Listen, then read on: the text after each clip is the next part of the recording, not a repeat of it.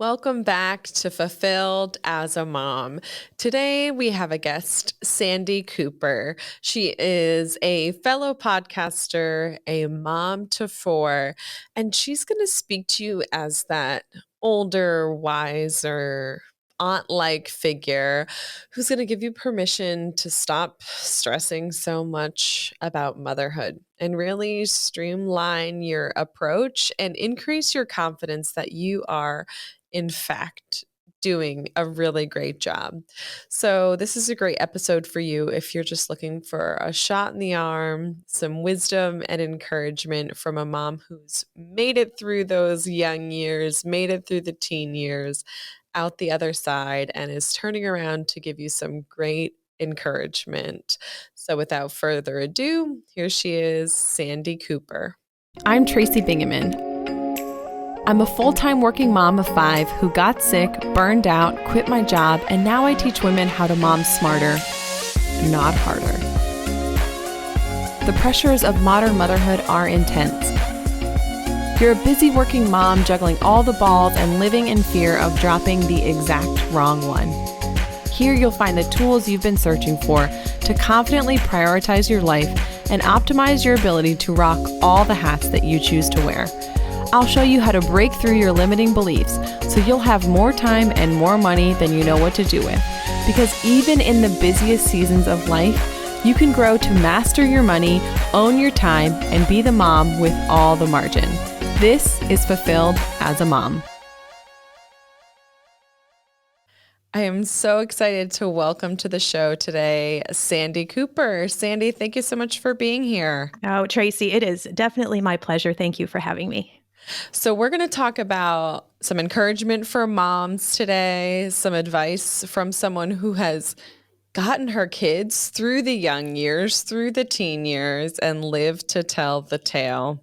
Yes. So in the intro of your book, you say, if I could describe my mothering journey with just one word, it would be unexpected. So tell me about that, what you mean by like that. Share some of those unexpected things with us. Sure. Well, I've been married to my husband, John, for 28 years. And between the two of us, with him, I shouldn't say between the two of us, makes it sound like we came with kids, but we made kids together. and so, our oldest son, Noah, was born in 1997. And he was born, I went into the hospital because I stopped feeling movement and I was scared. And he ended up being born prematurely. And he was declared brain dead at birth. And so we were advised to take him off life support. They told us that if he lived, that he would never see, hear, suck, swallow, recognize us as mom or dad. And that if he did survive, which they repeatedly stressed that he wouldn't, but that if he did, that he would require 24-hour-a-day nursing care. And so they were expecting us just a few days after he was born to make this decision to take him off life support. So my husband and I were Christians. And at the time we decided, you know what, we're going to pray for God to heal him, and we're going to give him his best shot at survival. We're going to keep him on life support against what they advised us. And so we did. And miraculously, God did do something. We believed at the time that he had been healed, because when he was only 6 weeks old, he came home from the hospital. He was no longer on any kind of ventilator. He had passed his hearing test. He had passed his sight test. He was taking all of his feeds by bottle. All the things that they said he would never do, he was doing. And he came home. I mean, he wasn't even on oxygen or an apnea monitor or anything. And this was a child that they told us had a brain hemorrhage, a grade 4 brain bleed with damage to over 70% of his brain. And so when we brought this baby home, I mean, truly, he was a miracle. So then when he was 9 months old, we went on vacation, and we were at my parents' 50th wedding anniversary party, their celebration for the whole weekend. And while we were there, Noah died. And it was unexpected and shocking. And, after having the baby that God healed and telling everybody that God healed him, then to be standing at my baby's funeral, that was my introduction to motherhood. So obviously very unexpected. So a month after we buried Noah, I found out I was pregnant with Rebecca. And at the time, I still didn't have a diagnosis for why he stopped moving in utero. I didn't have a diagnosis for why he died. And so I got pregnant with Rebecca, and I was now probably 25-ish weeks pregnant with her when the doctors informed me that I had a rare condition with my placenta that I probably have now, and that condition will probably cause the same thing in my current pregnancy, meaning that I now am like thrust into high risk and no regular doctor wants to touch me, and going to the doctor to monitor her growth becomes my full-time job. And not only that, but Noah died from a rare genetic disorder called LCHAD, which is an inborn error of metabolism, meaning he could not metabolize long-chain fats. And John and I are carriers of this rare genetic gene mutation, and we passed it on to him. And now I'm told that the baby that I'm currently carrying has a 25% chance of having the same thing. And that even if she doesn't have it, she has a 50% chance of having the same, carrying the gene mutation like John and I do. And so I'm pregnant with her and I get all this news. And the good news about that is that Rebecca just turned 23. So she is alive and well. And she was the 25% of the statistics of that, those horrible statistics, that she is neither a carrier nor affected by the disease. So she will never have to worry about that. Well, then after that, we decided that we weren't going to play the genetic lottery anymore with our kids, and we were going to continue building our family through adoption.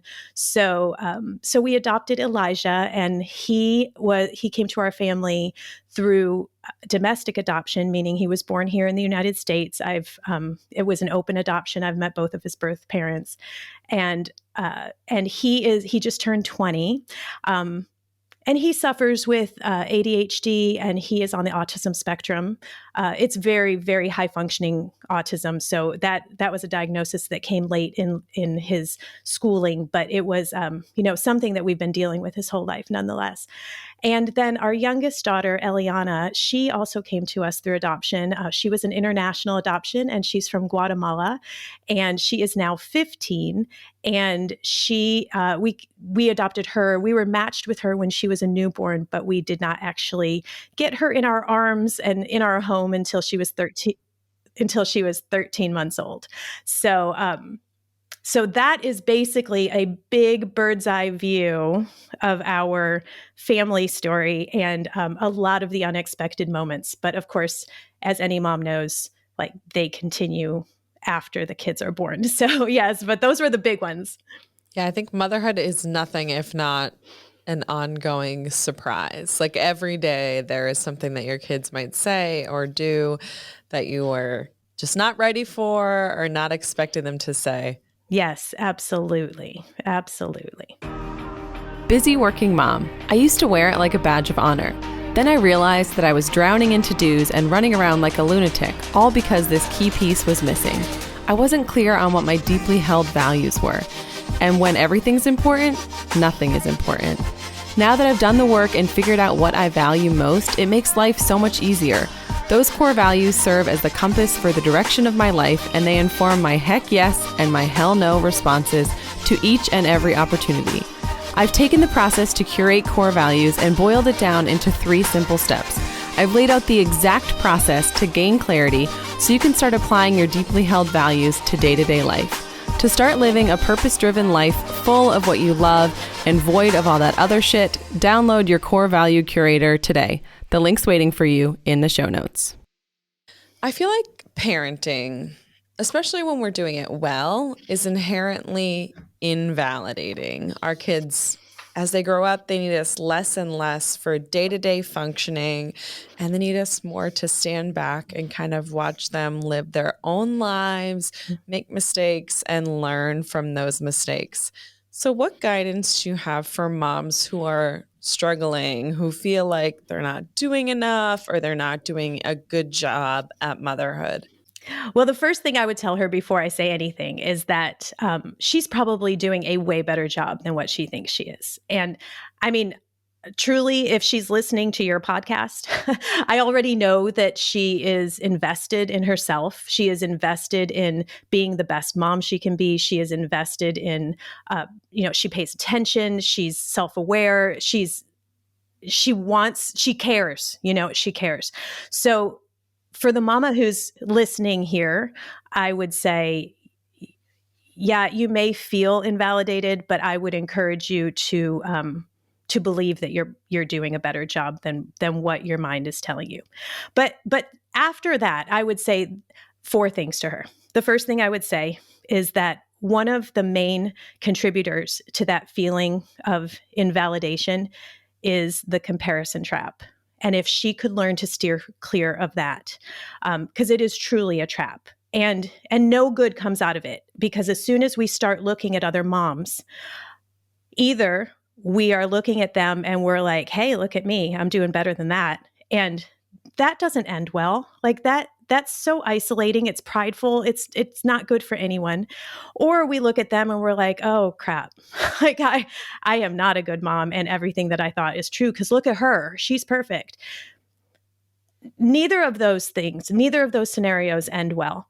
And one of the things that I would encourage her is that, first of all, that other mom isn't perfect.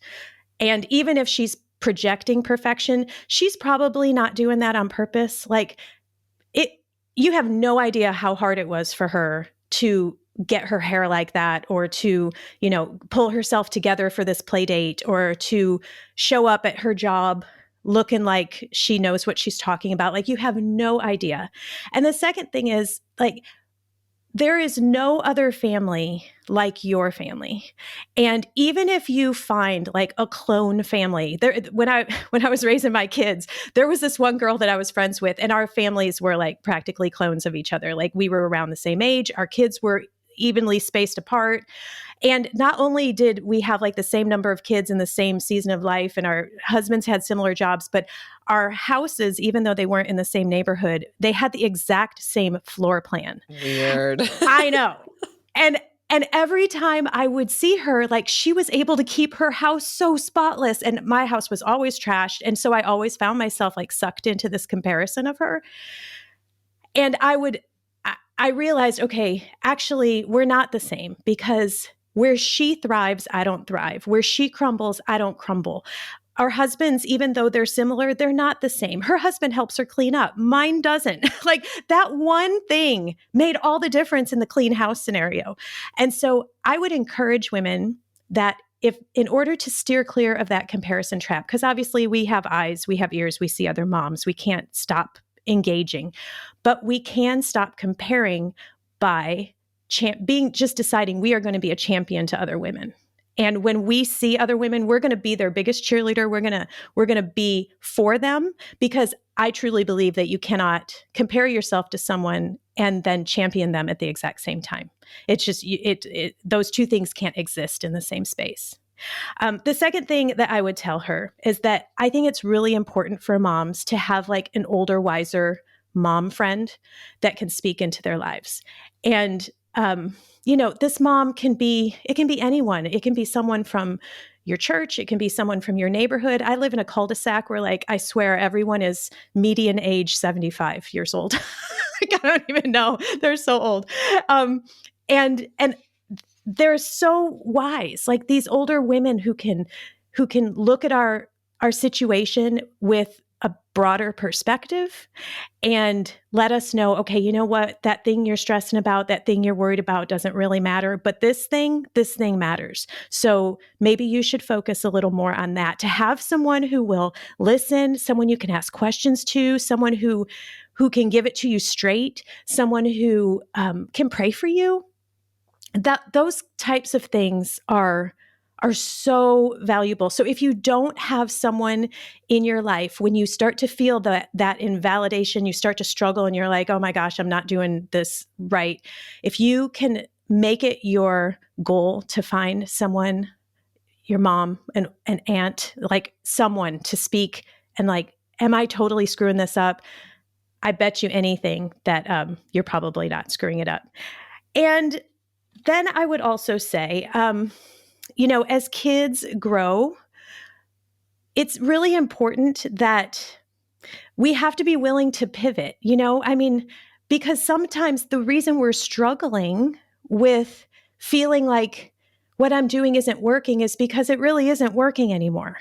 And as your kids start to grow, you really do need to change. Like you do need to change your approach. You can't do like sticker charts when they're 12. I mean, you can, but like that's probably not as effective as when they were 4 or 5, So it's really important that you start to like look at your parenting. So much of what I wrote about in the book was me trying to figure out why what I was doing wasn't working anymore with my middle schoolers and my teens, because I was trying to do the same thing that I had always done. And they were pushing back against it because they're growing up. And so that causes a mom. So like they start pushing back, you start questioning everything because they're pushing back all the time. And you're just like, oh my gosh, what am I doing? Some of that you need to be willing to pivot. And this is where an older, wiser mom comes in that is so helpful to know the difference when it's time to pivot versus when it's time to, just stand your ground and be like, I'm the mom and I'm doing the best I can do and I'm going to stand firm here. And I am a big believer in giving yourself lots of pep talks. That's why there are so many pep talks in that book, because I wrote a bunch of pep talks out to myself and then I published them and made it sound like I was writing them for my readers. Actually, that was for me. It was from me. It was to me, and it was about me, but it's also for you. So I'm a really big proponent of that. And, finally, I would say if you can kind of approach parenting as, I don't know if you've ever taught your kids to swim, but I talk about this a little bit in the book, but when my daughter was little, she had no fear of the water whatsoever. And she, even as a baby, she would just crawl right to the ocean. Like if we took her to the beach, she would just crawl straight there. When she was learning to walk, she would run. And I was constantly having to scoop her up, just like she had no idea how dangerous that she would just die.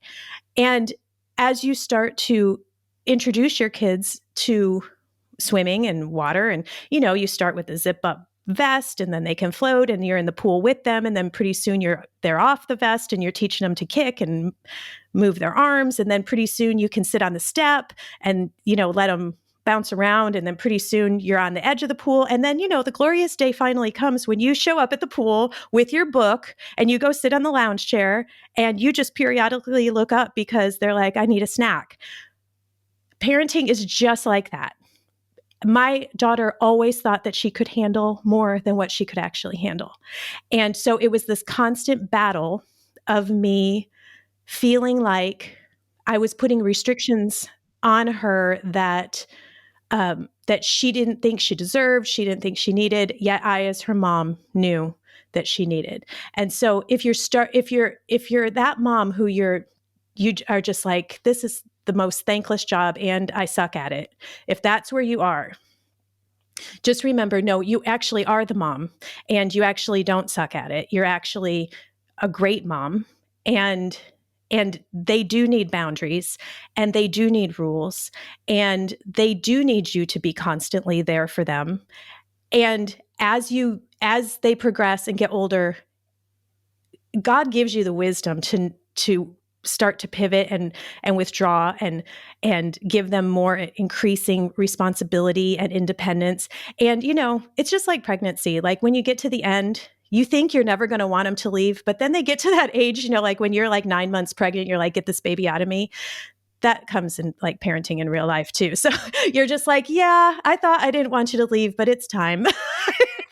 I think we're both good with that. So yes, that was a long-winded answer, but those are the four things I would tell her. So you share a lot about sort of these stages of motherhood and how when your kids are so little, you're like, gosh, I just wish they would go to kindergarten. And you had, I don't want to call any of your kids a setback, but you sort of had a countdown to kindergarten when your kids would be going to school. And then you adopted another one. So Yeah. your timer was reset. So, and I think that happens to us. Like there's someone listening to this show who, when you just said, oh, the sitting at the side of the pool with a book, it feels so far away. And Yeah. she little ones who are constantly clinging to her and need constant supervision at the pool. How do you find this balance between savoring the moment, the ages and the stages that your kids are in now, and also being able to embrace and look forward to the future? That is such a good question. I feel like I still am doing that to this day. Even with a 15-year-old, a 20-year-old, and a 23-year-old, I am still trying to savor every minute. And well, not every minute, because you know what? Every minute isn't savorable. So I'm just going to be real about that. But I try to savor the important moments. But I would say one thing that has really helped me, and this was really a game changer for me, was I'm a journaler. So one of the things, I kept trying, everyone kept telling me, oh, do a gratitude journal. Gratitude journals will change everything. And I was just a gratitude journal failure. And so I kept trying it. It didn't work. I found myself thanking God for the exact same thing every day. Be like coffee, my husband, my kids, coffee, the sunshine, coffee. Like every day I'm like thanking God for coffee first and foremost, and then whatever happened. And so I had to find a different way to capture that. And so what I started doing is every morning I would ask myself the question, if all I could remember about yesterday was what I'm writing right now, what would that be? And I started journaling that. And so I made it a point at first to I'm just going to write down 3 things that I want to remember forever and ever about yesterday. And that's how I would start every day. And then it would make me start remembering, all of a sudden, it wasn't my coffee that I wanted to remember. What I wanted to remember was oh, the look on Eliana's face when she spotted me in carpool and she ran toward the car. And she was I could just I'm totally making up a scenario and I'm crying about the made up scenario because it's that those were the things I thought, oh, if this is the only thing I capture. Well, then what that did, Tracy, is that it made me not only remember things, but then as the day was going on, I would be looking for those things so that I would think, oh, that's going to be the thing that ends up in my journal tomorrow. Or I would hear a song, or we'd be dancing in the kitchen when we're supposed to be cleaning it up, or, just those moments that you just want to never forget became the things I was looking for, and now are the things. So now when I go back and read my journals from, when the kids were smaller, it's full. I still write the hard stuff because the hard stuff is real too, but every day has those things. So, it's both, because that's life. Life is both, but that's how I have found it. Yeah. And I think that being more specific with what you're Mm-hmm. thankful for, not like coffee in general, but what happened while you were peacefully sitting, sipping your coffee, adding detail to those things that you're journaling about, it makes them more real. And it also, I do think you're right in that when you're doing that and you are going through your day, you start to notice things that otherwise you wouldn't, because Yep. you are going to ask yourself that question and you want to have something to say and something Yes. meaningful to remember.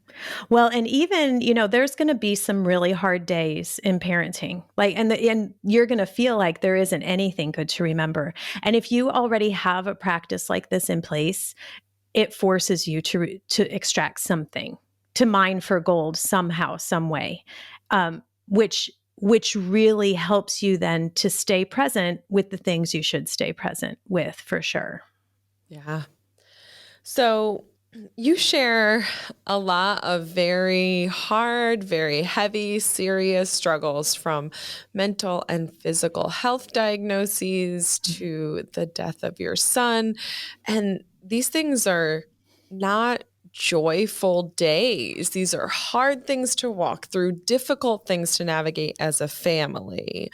Mm-hmm. So, with that experience in mind, what advice do you have to share with a mom who is going through a hard time, who feels like she's struggling, who has kids that are in hard places? And I know that that mom is listening, and she feels like even though these things weren't something that she could control, that it's still somehow her fault that it happened or that it wasn't identified sooner. What do you have to say to her? Mm-hmm. Yeah. And, I have such a heart for that mom because I have been that mom. I remember when Noah was born, and the first thing the doctor said to me was, "This wasn't your fault. You didn't do anything wrong." And I responded back to him and I said, "You have no idea what I've done. How can you say that?" And it wasn't my fault. But the truth was, is he didn't know. He couldn't say with certainty that it wasn't my fault. And he was just trying to make me not, crumble into a pit. And the first thing I would say to her is that there may be some truth to the fact that maybe you did contribute to the situation. I don't know the situation. And if that is true, I would say you have the ability right now to turn that thing around. So if you contributed at all, if it was because of poor choices you made as a parent or poor choices that you're making, you have the ability to sincerely apologize to your kids and ask for their forgiveness. I cannot tell you how many times I have done this right up until this week, where I continually humble myself and go to my kids when I know that I have screwed up. So if you've done something, even if it was 10, 15 years ago, and you feel like it's contributing to a situation that's happening in your family now, I would say it is never too late to go back and apologize and ask for forgiveness. And, in the same token, if you need help with something, if you have anger issues, if you have childhood trauma that you have not dealt with, if you have a substance abuse problem, all of those things contribute to family issues. If you have something like that, go get help. Like you can literally turn this podcast off right now and do those two things and make a huge difference in your family. So that's a small percentage of the people that are probably listening probably need to do that. But for the rest of you, I would say most of the time when kids are struggling, it's not a result of poor parenting. It's because we live in a world that has disease and sickness and hard things. And welcome to humanity. So then this has always been a comfort to me. When I think back, again, I mentioned that I'm a Christian, but when I think back to the fact that God is the perfect father and he put his two first children in a perfect environment and they totally screwed everything up. That if a perfect father putting his kids in a perfect environment could not get his kids to do the right thing, like, who am I to think that I first of all could be perfect? I can't. Or that I can create a perfect home environment in which my children can grow up and be perfect. Like I can't do that. So I want to just release all the moms. Like you can't be perfect. And even if you were, your kids are human and they have a free will. And you do the best you can with what you know at the time. And that is what you can do. And if you need help, you go get help. But most of the time, you're going to do a really great job and your kids are going to make some bad choices. I don't know about you, Tracy, but I was not a very good kid. Like I was kind of pushed back and I was mouthy and, and I turned out to be okay. So I tell myself that a lot. I'm like, okay, I did a lot worse stuff than this, or maybe I didn't do worse stuff, but I did bad stuff too. And they're going to get through this. Okay.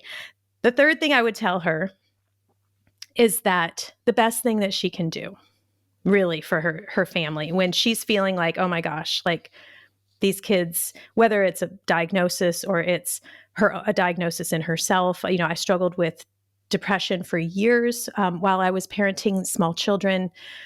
And I just felt so guilty about that, whether it's something like that or it's just poor choices that your kids are making, whatever it is.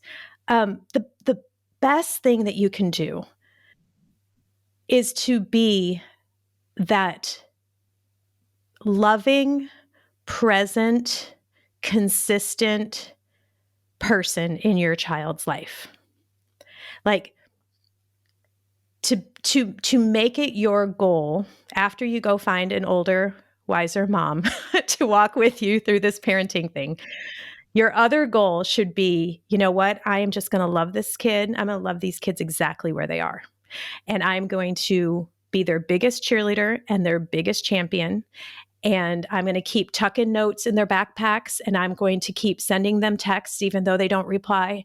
And I'm going to hug them even though they pull away. And I am going to keep standing here at the kitchen counter so that when they walk in after school, I'm the first one they see. And if by chance they want to talk, I'm here. I am going to remain calm when they start to talk to me, even if what they're saying is totally off the rails, ridiculous information like that. You are like, where did you come up with that? That is a terrible thought. But if you just remain that calm, consistent, loving, like unconditionally loving presence, that one thing will pay off. And I can tell you from being on the other side of it, and my daughter would tell you the same thing. My daughter and I went through years where she was not wanting to have anything to do with me. And a lot of it was because she struggled a lot with, she had anxiety and depression from being small. So it was a clinical issue but it was hard not to take it personally because so much of it was behavioral that she lashed out toward me or withdrew from me, both of those things really, for years.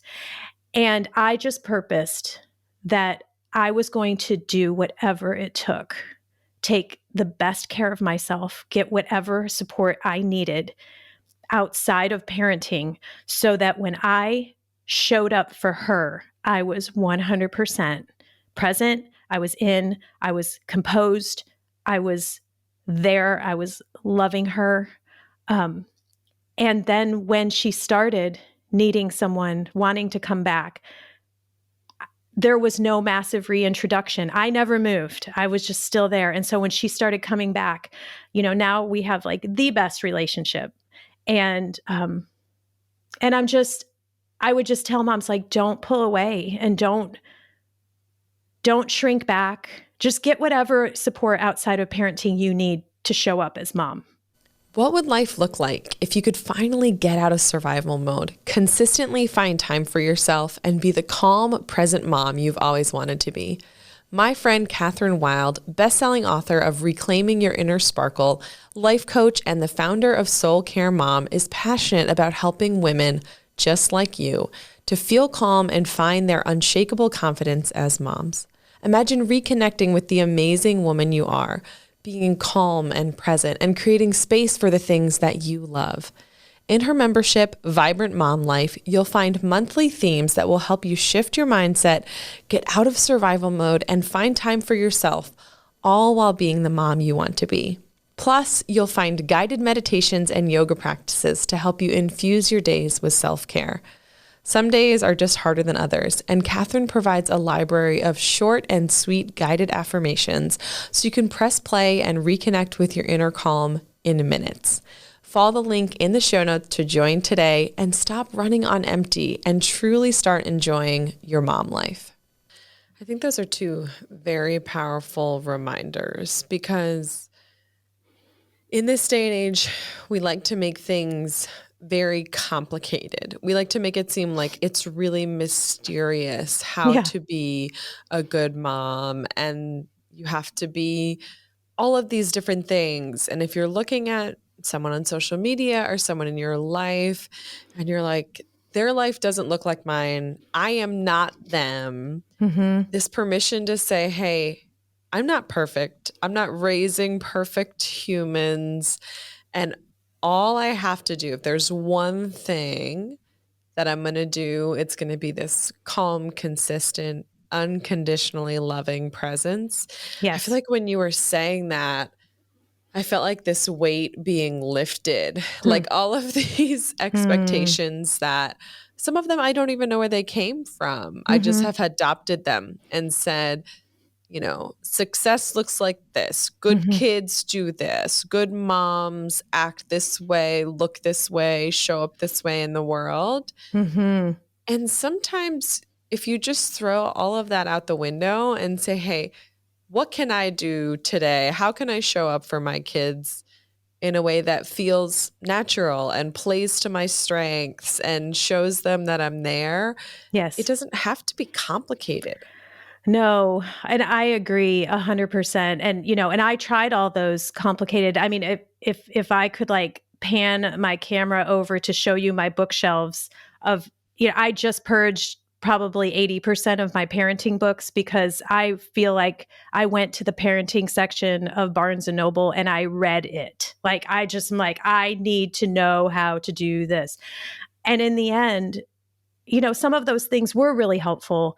But the main thing that was the thing that every mom can do, regardless of her personality type, regardless of her parenting style, regardless of her family situation, every mom can decide, you know what, I'm just going to love this kid unconditionally.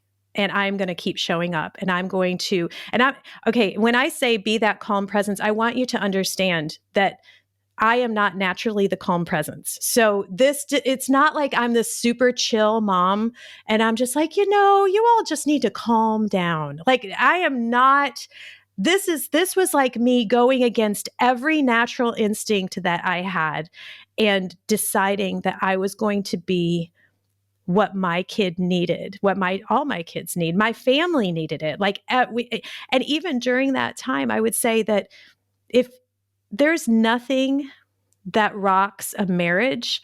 If you're married and listening to this, there's nothing that rocks a marriage like a child in crisis. And so if you are walking through that and your marriage is also shaken, then go to marriage counseling.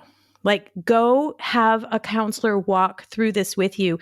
During some of the worst times of our parenting journey, John and I were in marriage counseling, like through the whole thing for an entire year of Rebecca's high school. When Elijah was diagnosed freshly with Asperger's and Rebecca was just making horrible decisions and, you know, just eating disorder and depression, anxiety, acting out, just all of it. It was all happening at the exact same time. And John and I were not on the same page. And our marriage almost ended during that time. And then we just decided we need to go get help. So whatever it takes, I say that to just say, not that everyone needs to run to counseling. Maybe you do, I don't know, but whatever it takes to get yourself to that place where you can show up calm and loving and consistent. Whatever you need to do, then do that. That's so very powerful. And I think that in your book, you share a lot of stories, a lot of vulnerable stories about your time and your struggles and the things that your family has walked through. So tell us more about the book. Where can people find it? When will it be available? Yeah. Well, thank you for letting me even talk about it. 'Cause, yeah. Well, the book is called Mom, You're Amazing and Other Things I Want to Tell You. And it is a book of essays written to moms. And I actually wrote all of these essays on my blog. They have been published since 2008 at some time, but I'd been writing, at home in between messy house and changing diapers and doing all the things and carpool and t-ball and small group at church and like all that. Like in between, I'd be writing and publishing and publishing and publishing and publishing, never really thinking that any of this would ever turn into anything, except for the couple people that were reading the blog at the time. Well, then I came back and, I'm like looking back and I realized I had like 800 essays that I had written during that time.